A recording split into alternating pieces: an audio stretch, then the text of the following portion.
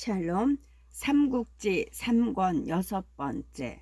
만약 군량이 없으면 왕랑 제놈이 무슨 수로 오래 버티겠는가. 그 말을 들은 손책은 크게 기뻤다. 숙부께서 묘책을 주셔서 이제 적을 깨뜨릴 수 있게 됐습니다. 그렇게 감사를 올린 뒤 즉시로 장수들에게 영을 내렸다.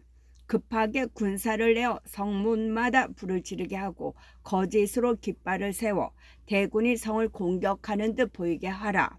이에 장졸들은 손책이 시키는 대로 했다.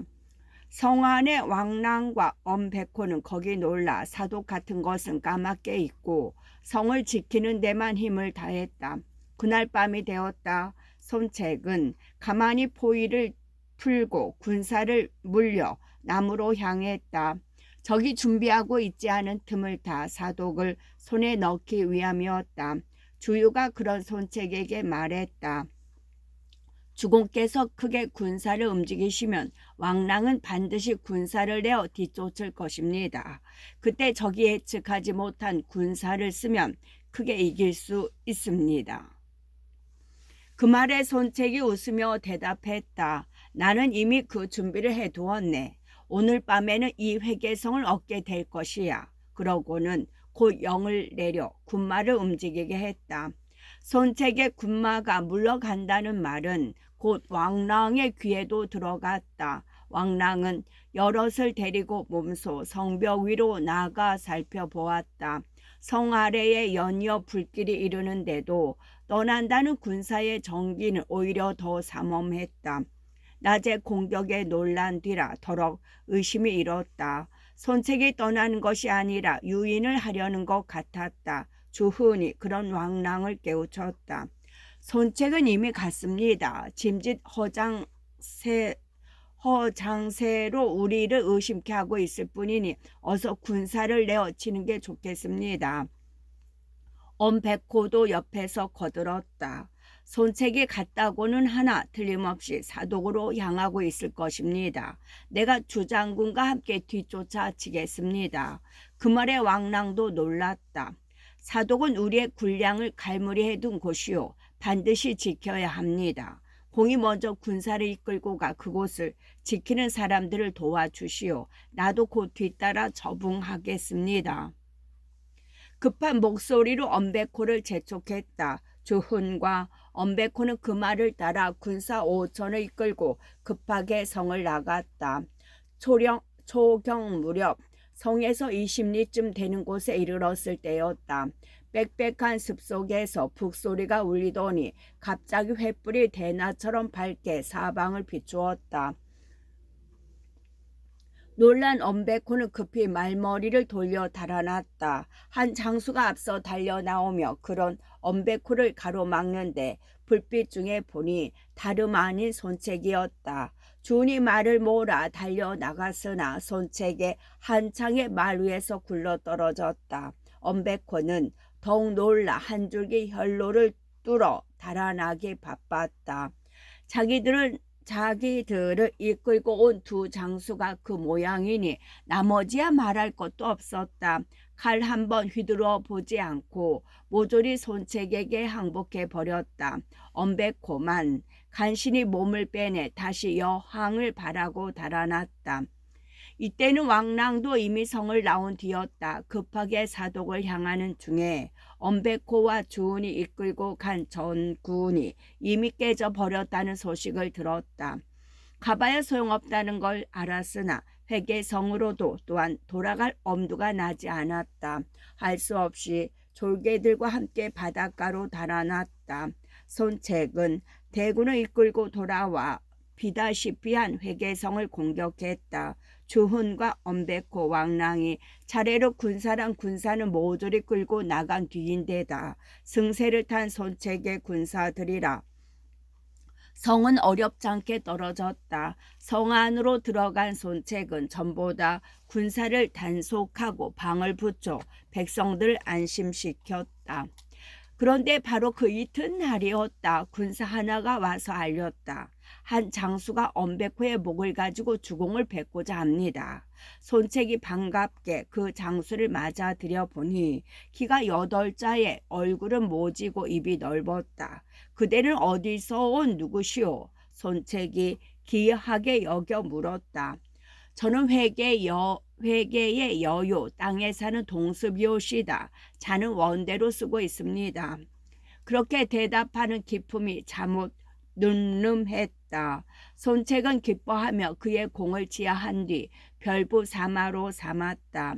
엄백호가 죽고 왕랑이 달아남으로써 동쪽도 완전히 병정이 되었다. 손책은 숙부 손정으로 하여금 왕랑을 대신해 회계 태수 자리에 앉게 하고 주치로는 엄백호를 대신해 오군 태수를 삼았다. 그리고 자신은 군사를 되돌려 강동으로 회군하였다. 이때 강남의 선성에서는 뜻밖의 일이 벌어지고 있었다. 손책이 강동으로 떠나고 손권이 주태와 함께 남아 선성을 지키고 있다는 게 알려지자 부근에 있던 도둑대가 몰려들었다. 깊은 밤을 기다려 사방으로 성을 에워싸고 도둑대가 몰려드니 많지 않은 군사로 주태 혼자서는 당할 길이 없었다. 할 수 없이 주태는 우선 그곳을 피하기로 하고 손권만 보호해 말 위에 대웠다. 급한 김에 자신은 갑옷도 깨지 못한 맨몸으로 걸어서 뒤따르는 판이었다. 도적대가 그런 손권과 주태를 에워싸고 벌떼처럼 몰려들었다. 그 상태가 얼마나 위급한지 도적들의 칼날에 손권의 안장이 지킬 정도였다. 주태는 맨몸에 칼 한 자루도 손권을 보호하며 길을 뚫었다. 맨몸에 칼 한 자루로 손권을 보호하며 길을 뚫었다. 말이 없어 더딜 수밖에 없었으나 워낙 무서운 기세로 여나무 명이나 베어 죽이니 도적들도 주춤주춤 길을 내어주기 시작했다. 그런데 갑자기 말탄 도적 하나가 급하게 내다르며 창을 내밀어 주태를 찔렀다. 창을 등판에 맞은 주태는 아픔을 참고 재빨리 몸을 돌려 그 창 자루를 거머쥐었다. 잠시 밀고 당기는 힘겨루기가 벌어졌으나 마침내 말 위에 도적이 견뎌내지 못했다. 주태가 한번 힘을 주어 떨쳐버리니 도적은 마침내 창 자루를 놓치고 말 아래로 굴러 떨어졌다. 주태는 잽싸게 몸을 날려 임자 이른 말 위로 뛰어올랐다. 그 사이에도 곁에서 저희 편을 돕는 도적들이 있어 주태는 온몸에 창을 받았지만 아직도 몸을 돌볼 틈이 없었다. 말에 박차를 가하며 빼앗은 창을 휘둘러 손권을 돌보고 몰려드는 도적들을 쫓기에 바빴다. 마침내 도적들도 더는 그들의 길을 막지 못했다. 하지만 간신히 선성을 빠져나와 살펴보니 주태는 온몸에 12군데나 창상을 입고 있었다. 그게 아니었더라면 이미 이 세상 사람이 아니었을 손권은 급히 의원을 불러 상처를 돌보게 했다.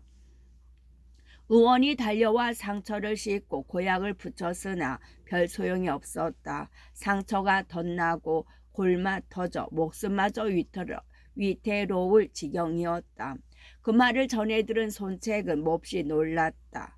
권이 무사한 것은 불행 중에도 다행인 일이나 그를 구하려다 주태가 죽게 되었으니 이 일을 어찌하면 좋겠소. 싸움터에서는 범 같은 장수이지만 의술에 대해서는 아는 것이 없는 손책이었다. 거기다 주태는 누구보다 아끼는 장수라 손책은 답답하고도 애가 탔다. 그런데 마침 그 자리에 있던 동습이 나서서 말했다. 제가 전에 해적들과 싸우다가 몸에 여러 군데 창을 맞아 목숨이 위태로운 지경에 이른 적이 있습니다. 그때 회계의 굴리로 있던 우번이 한 의원을 추천하여 겨우 보름 만에 깨끗이 나은 적이 있습니다. 우번을 불러 그 의원을 찾게 해보시는 게 어떻겠습니까? 우번이라며 우중상이 아닌가? 그렇습니다. 그는 전날 회계태에서 왕랑 아래서 일하던 사람이지 않소. 하지만 주공께서 오심을 듣고 왕랑에게 항복을 권하다 쫓겨나 지금은 향리에 숨어 지내고 있습니다. 나도 그가 어진 선비란 말은 들었소. 일이 그렇게 되었다면 마땅히 내가 불렀으리다. 손책은 그렇게 말한 뒤 장소와 동습을 함께 보내 우범을 정해오게 했다. 우범이 마카에 이르자 손책은 그를 두터운 예로 대한 뒤에 공조일을 보게 했다. 그런 다음 주태의 일을 말하고 좋은 의원을 구해주기를 정했다. 우범이 선선히 대답했다. 그 일이라면 주공께서는 너무 심려하지 않으셔도 됩니다. 마침 멀지 않은 곳에 마땅한 사람이 하나 있습니다. 그게 누구요? 패국 초연 사람으로 이름은 화타요. 자를 원화라 하는데 실로 당세의 신이라 할 수 있습니다. 제가 가서 데려오겠습니다. 우버는 그렇게 말하고 하루도 안 돼 화타를 데리고 왔다. 손책이 그 인물을 보니 얼굴은 아이처럼 맑고 깨끗한데 머리는 하계 털빛처럼 흰 것이 흔한 세상 사람이 아닌 듯 보였다. 손책은 그를 상비인으로 대우한 뒤 주태를 살펴보게 했다. 그게 어려운 일이 아닙니다. 주태의 상처를 살피고 난 화타가 대수롭지 않은 표정으로 그렇게 대답했다. 과연 주태는 화타가 상처를 매만지고 약을 쓴 지 한 달도 안 돼 거뜬히 일어났다. 손권은 물론 손책의 기쁨은 컸다. 참으로 하늘이 이 손 아무개를 위해 보내주신 신이외다. 무엇으로 은공을 갚아야 할지 모르겠습니다. 손책은 그렇게 감사하고 후한상을 내려 보답했다. 화타는 일명 화부라고도 하는데 그의 의술은 정사의 기록으로도 거의 신비한 데까지 있다. 조조와 고양이 같은 그는 일찍이 서토란 이에게 배워 유학뿐만 아니라 수리와 경학에도 동했다. 패군의 상인 진규가 그의 비범함을 알아보고 효렴에 전거하였고 대위 황완도 그의 재주를 기이하게 여겨 쓰고자 하였으나 화타는 끝내 벼슬길에 나가지 않고 당시로서는 방문에 가까운 양생술과 의학에만 전심했다. 그의 양생술은 놀라워 머리가 휘어진 뒤에도 얼굴은 아이처럼 맑고 깨끗했으며 그의 가르침을 받은 사람은 100살이 넘어도 오히려 젊은이에 힘참이 남아있었다 한다. 그러나 그보다 더 그의 이름을 떨치게 한 것은 의술이었다. 그는 약과 뜸과 침에 모두 통해 약을 쓰면 서너 종의 약재만 합쳐 다려도 고치지 못하는 병이 없었으며 뜸도 침도 두 곳을 넘기는 법이 없었다. 거기다가 더욱 놀라운 것은 내과 중심의 그 같은 치료 외에 외과 분야에도 거의 오늘날과 비슷한 수준을 보여주고 있는 점이었다. 화타는 마비산이란 아마도 삶에서 축출한 것으로 짐작되는 마취제를 사용할 줄 알았다. 그걸 마신 사람은 즉시로 취한 듯 죽은 듯 아픔을 모르게 되는데 이때 그가 째서 수술한 부위는 사지뿐만 아니라 복개 수술이며 뇌 수술에까지 걸쳤다. 화타의 신비한 의술을 말하는 일화는 수없이 많지만 그 중에서 몇 가지만 줄여보자. 감릉의 상으로 있던 사람의 아내가 임신한 지 6달이었는데 복통이 심해 견디기 어려웠다. 화타를 불러 보였던 바 맥을 짚어본 그가 말했다. 태아가 이미 죽었소. 그리고 시종드는 여종을 불러 부인의 배를 만져보게 하며 말했다. 죽은 태아가 어느 쪽에 있는지 말하라. 왼쪽에 있으면 남자아이일 것이고 오른쪽에 있으면 여자아이일 것이다. 만져본 시비가 왼쪽이라고 말하자 화타는 곧 부인에게 약을 다려 먹여 죽은 아이를 쏟아내게 했는데 과연 남자아이였다. 또 혈리 윤세란 자가 사지가 쑤시고 입안이 마르며 잘 듣지를 못하고 오줌을 누지 못했다. 진맥을 마친 화타가 말했다. 뜨거운 음식을 먹여보시오. 땀이 흐르면 나을 것이오. 그렇지 않으면 죽을 것이오. 그런데 뜨거운 음식을 먹여도 땀이 나지 않았다. 이미 내장의 기운이 끊어졌소. 소리내어 흐느끼다 죽을 것이오. 화타는 그렇게 말하고 돌아갔는데 정말 그대로 되었다. 불이 아심이란 자와 이연이란 자가 똑같이 머리가 아프고 몸에 열이나 화타를 찾아왔다. 아심은 설사약을 먹고 이연은 땀을 내도록 하라. 같은 병에 화타의 처방이 그렇게 다르니 듣는 사람이 이상해 물었다. 아심은 밖이 든든하고 이연은 안이 든든하니 치료가 다를 수밖에 없지 않은가. 화타가 그렇게 대답했다. 두 사람은 시키는 대로 했더니 과연 똑같이 나았다. 염독 땅에 엄훈이란 사람이 여럿과 함께 화타를 보러 왔다. 화타가 건장한 엄훈을 보고 말했다. 자네 몸이 괜찮은가? 아무렇지도 않네. 엄훈이 어리둥절해 대답했다. 화타가 어두운 얼굴로 주의를 주었다. 자네 얼굴에 급한 병이 나타나고 있네. 술은 너무 마시지 말게. 그래도 어머는 믿지 않았으나 과연 집으로 돌아가는 도중에 죽었다. 도구 벼슬을 하던 돈자헌이 병이 났다가 나았으나 마침 화타를 만났기에 진맥을 해보았다. 아직도 몸이 허하오. 다 나은 것이 아니니 힘드는 일은 하지 마시오. 그렇지 않으면 죽을 것인바. 죽을 때에는 혀를 며칠 빼물게 될 것이요. 그런데 돈자원의 아내가 남편의 병이 다 나았다는 말을 듣고 백리를 걸어보러 왔다가 그만 동침을 하게 되었다. 그 바람에 돈자헌은 사흘 만에 다시 병이 나 화타가 말한 것처럼 혀를 몇이나 빼물고 죽었다. 그 밖에도 화타의 의술을 보여주는 일화는 수없이 많다. 비록 그가 동으로 가 주태를 치료했다는 기록은 그의 정전에는 남아있지 않으나 반드시 있을 수 없는 일은 아니다. 한편 주태가 완쾌되어 한심을 덜게 된 손책은 강남 일대에 남아있는 도적대들을 쓸어버리기 시작했다. 유요를 비롯해 엄백호, 왕랑 등 한때는 강동과 강남 일대를 주름잡던 인물들을 모조리 격패시킨 손책의 날카로운 기세를 골짜기에 숨어 백성들이나 노략질하던 산적대가 당해낼 만무했다. 군사를 보낸 지 보름도 안 돼 강남 일대에서 도둑대는 물론 손책에게 맞서는 세력은 모두 비로쓸 듯 자취를 감추었다. 이제 할 일은 무엇이오? 강남이 병정되자 손책은 여러 장수와 모사들을 불러놓고 물었다. 장수가 나와 대답했다.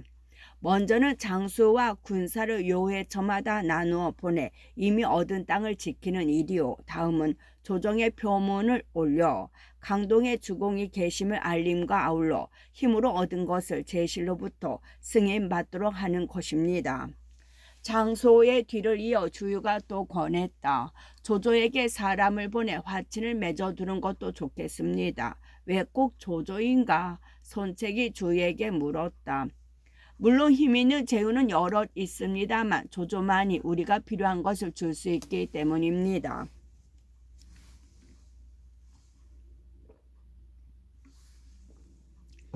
공손차는 너무 멀고 대곡을 살필 안목과 포부가 모자랍니다. 원소 또한 공소창과 크게 나을 것이 없는 데다 지금 조조와 손잡고 있으니 구태여 가까운 조조를 두고 그와 화친할 까닭이 없습니다. 거기다가 또 조조는 전자를 끼고 있어 형님에게 당장 필요한 명분과 조정의 승인을 마음대로 하고 있지 않습니까? 원술은 그래도 어려울 때 나를 받아주었고 이번에는 군사까지 빌려주지 않았는가? 원술이 군사를 빌려준 것은 전국 옥세가 탐나서이지 형님을 위해서가 아닙니다. 더구나 그의 사람됨이 오래 손잡고 일할 만하지 못하다는 것은 형님께서 더 잘 아시지 않습니까? 뿐만 아니라 전국 옥세 또한 언젠가는 찾아와야 할 선대의 보물이니 오히려 원술과 창칼을 맞댈 날이 더 가까울 것입니다. 그러자 한동안 생각에 잠기던 손책이 결연히 말했다. 공군의 말이 옳래. 조조에게 사람을 보내 화친을 정해보게. 나는 이 기회에 원술에게 사람을 보내 옥새를 되돌려 달라고 해야 되겠네. 그렇게 되면 반드시 원술이 가만히 있지 않을 터이니 조조도 훨씬 더 우리를 믿지 않겠나. 그렇게 계책이 정해지자 그날로 세 갈래의 사자가 각기 길을 나누어 강동을 떠났다. 하나는 표문을 가지고 조정으로 가고 하나는 밀서를 가지고 조조의 부중으로 떠났다. 나머지는 원술에게 옥새를 돌려달라고 요구하는 사자였다. 길이 가까운 만큼 원술에게 가는 사자가 가장 먼저 수춘에 이르렀다. 이미 오래전부터 마음속으로 제위를 넘버오던 원술이 호락호락 옥새를 내어놓을 리 없었다. 아직은 좋은 말로 돌려주기를 정하는 손책에게 그 역시 적당한 구실을 대어 사자를 빈손으로 돌려보낸 뒤 급히 장사 양대장과 도독인 장훈, 기령, 교유, 상장인, 뇌박, 진란 등 30명 사람을 불러 의논했다. 손책은 내게 군마를 빌려 오늘날 강동의 땅을 모두 차지했다. 그런데도 이제 그 은혜에 보답할 생각은 않고 도리어 맡기고 간 전국 옷새를 내놓으라 하니 무례함이 지나치지 않은가. 어떻게 하면 이 배은망덕한 어린 것을 쳐 없앨 수 있겠는가. 그 말에 양 대장이 일어나 말했다. 손책은 험한 장강에 의지하고 있을 뿐만 아니라 군사는 날래고 양식은 넉넉합니다. 아직 도모할 때가 아닙니다. 오히려 지금은 먼저 유비를 쳐서 지난날 까닭없이 남의 지경을 진범한 죄를 물으십시오. 손책은 유비를 쳐 후환을 없이 한 뒤에 도모해도 늦지 않을 것입니다. 유비를? 원술이 뜻밖이라는 표정으로 양 대장을 쳐다보았다. 양 대장이 한층 자신있게 대답했다. 제게 한 가지 계책이 있습니다. 주공께서 따라만 주신다면 며칠 안으로 유비를 사로잡을 수 있습니다. 어떤 계책인가? 원술도 기가 솔깃해졌다. 금방 손책의 일을 잊어버린 듯 은근하게 물었다. 양 대장은 잠시 뜸을 들인 뒤 가장 지모 깊은 채 떠 벌렸다. 유비의 군사들은 소패에 머무르고 있어 깨트리기가 어렵지 않으나 두려운 것은 서주의 호랑이처럼 버티고 있는 여포입니다. 전날 주공께서는 여포에게 금과 비단과 양식과 말을 약속해 놓고 주지 않으신 일이 있어 이 일로 틀어진 여포가 유비를 돕고 나서면 큰일입니다. 이제 주공께서는 먼저 사람을 시켜 전날 여포에게 약속한 물품들을 보내도록 하십시오. 그리하여 그의 마음을 풀어주어 군사를 움직이지 않도록만 하면 유비를 사로잡는 일은 그리 어렵지 않습니다. 또 먼저 유비를 사로잡으면 나중에는 여포까지 엿볼 수 있으니 서주를 손에 넣을 수도 있을 것입니다. 원술이 들어보니 자목 그럴듯했다. 이에 급히 조 20만 석을 갖추어 여포에게 보내고 이어 한윤을 시켜 밀서를 가지고 여포를 찾아보게 했다. 지난날 장군께 약속을 드리고도 이토록 늦어 실로 죄스럽고 부끄럽소이다. 이제 곡식 2만 석을 실어 보내니 받아들여 주시기 바라오. 나머지는 전일에 가닥없이 내 지경을 진범한 유비를 쳐서 한을 푼 뒤에 마저 보내리이다. 유비를 사로잡는 일은 장군께서만 그를 돕지 않으신다면 쉽게 이루어질 것이요. 그 같은 원술의 밀서와 함께 생각지도 않은 군량 20만 석이 생기자 여포는 입이 떡 벌어졌다. 진궁의 권유로 간신히 회복해둔 유비와의 우위 따위는 깨끗이 잊고 원술의 요청을 응낙해 버렸다. 원술 또한 생각보다 일이 쉽게 풀리자 시각을 지체하지 않았다. 그날로 기령을 대장으로 삼고 뇌박과 진란을 부장으로 삼아 수만군을 일으켰다. 강동의 인바람이 뜻밖에도 유비에게 몰아치게 된 것이다. 소패로 진군하는 원술군의 기사가 높았으나 사실 원술의 실패는 이때부터 시작되고 있었다. 조조와 원소의 결속이 아직 강하게 유지되고 있는데 비해 원술과 공손찬의 결속은 이미 느슨해진 지 오래였다. 거기에다 강동에 새로운 적이 생겼으면 약간의 원한은 있더라도 아직은 공소창과 친분이 유지되고 있는 유비와는 협력 관계로 돌아갈 필요가 있었다. 어떻게 보면 여포와의 화친이 맺어진 것을 원술이 새로 얻은 힘으로 볼 수도 있으나 그것도 믿을 것은 못 되었다. 여포의 사람됨을 헤아려 말한다면 그것은 일시적인 매수이지 장구한 화친이 아니었다. 결국 원술은 유비를 치기 위한 군사를 일으킴으로써 눈앞의 작은 이익과 조급으로 사방을 모두 적으로만 남겨두게 된 셈이었다. 그리고 그것은 동시에 그의 그늘에서 자란 손책의 기업을 더욱 다져주는 셈이기도 했다. 그가 중원에서 한 방파제 마냥 자충우돌하는 동안 강동의 송가는 뒷날 전날을 삼분할 기틀을 갖추게 되기 때문이다. 원술이 군사를 일으켜 유비를 친다니 이때 우리는 원술에 들이치는 게 어떤가. 처음 원술의 소문이 들려왔을 때 여럿을 불러들인 손책이 그같이 성급한 의견을 내놓았다. 주유가 말렸다. 원술이 비록 용렬하나 그 세력은 자뭇뿌리가 깊고 병마며 군량도 아직 우리가 함부로 넘보저지가 못됩니다.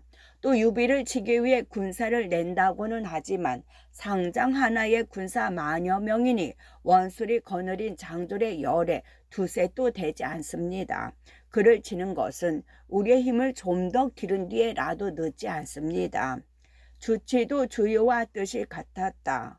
주공, 아직 장강 남쪽에는 그 절반의 힘을 들이고도 100배의 땅을 얻을 곳이 많습니다. 먼저 그런 곳부터 거두어 들여 근거지를 넓히고 병마를 늘리는 것이 옳습니다. 일의 앞뒤를 바꾸어 뒷날의 후회를 남기지 않도록 하십시오. 모두가 그렇게 나오자 손책도 선선히 뜻을 바꾸었다. 그들의 권유에 따라 가까운 지역을 평정하여 근거지를 늘리고 그렇지 않은 때는 군사를 조련했다. 그리고 한편으로는 백성들을 보살피는 일도 게을리하지 않았다.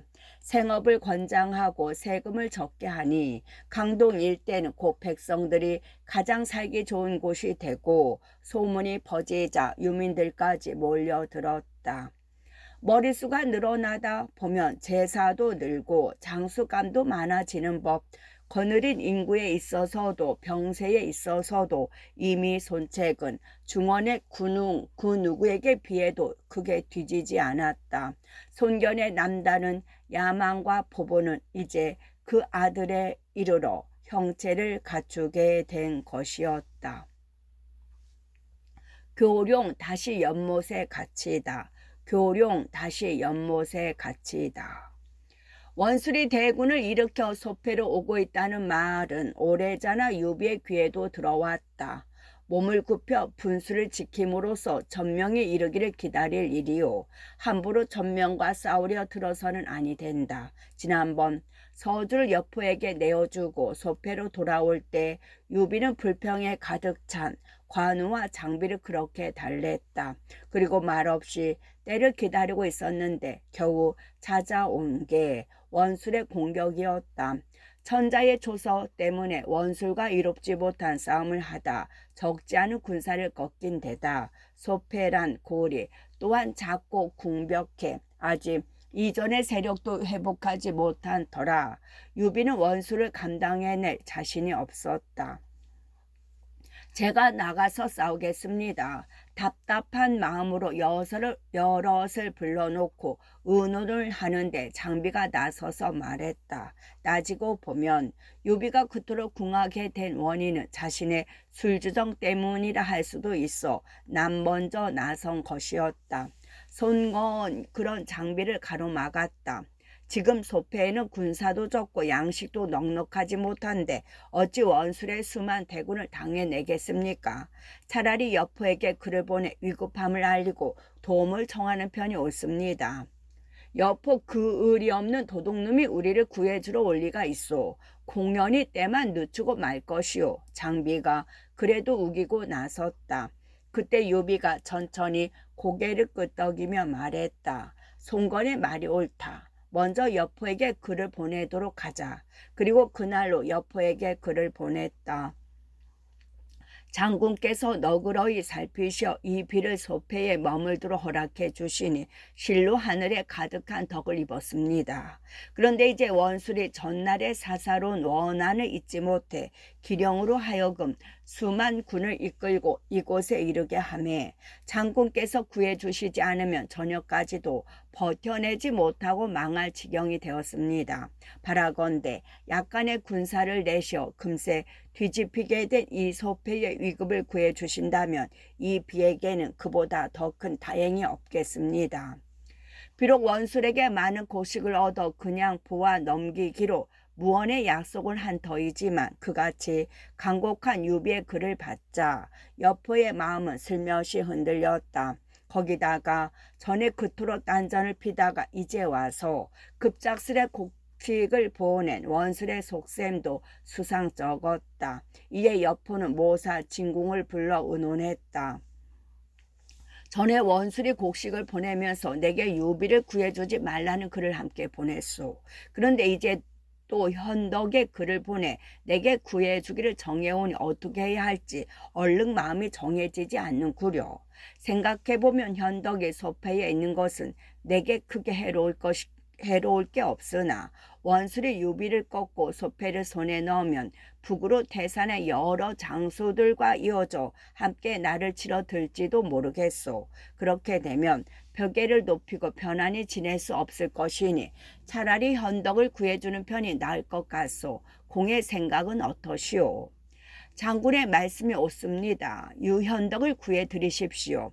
진궁도 잠깐 생각에 잠기더니 이내 그렇게 말했다. 진궁까지 찬성하자 여포는 그대로 생각을 굳히고 그날로 군사를 점검해 소패로 떠났다. 한편 기령의 군사는 기세 좋게 소패로 밀려와 현 동남쪽에 진체를 세웠다. 낮에는 기치가 하늘을 덮는 듯했고 밤에는 횃불과 북소리가 땅을 울리는 듯했다. 현덕이 거느리고 있는 군사는 겨우 5천 남짓했지만 나가서 맞서지 않을 수 없었다. 기령이 전세를 벌인 맞은편에 그 또한 대강 영체를 세우고 싸울 대세를 갖추었다. 그런데 갑자기 여포가 군사를 이끌고 와서 현에서 서남으로 조금 떨어진 곳에 진체를 내렸다는 정갈이 들어왔다. 유비는 여포가 자기를 구하러 온 줄 알고 기뻤다. 그러나 기령은 그렇지가 못했다. 곧 여포에게 글을 보내 신이 없음을 따지고 들었다. 어떻게 보면 여포의 입장이 잘못 난감해 보였으나 여포는 미리 생각해 둔 게 있는 듯 허허거리며 말했다. 내게 원술과 유비 양쪽이 모두 나를 원망할 수 없게 이를 처리할 계책이 하나 있어.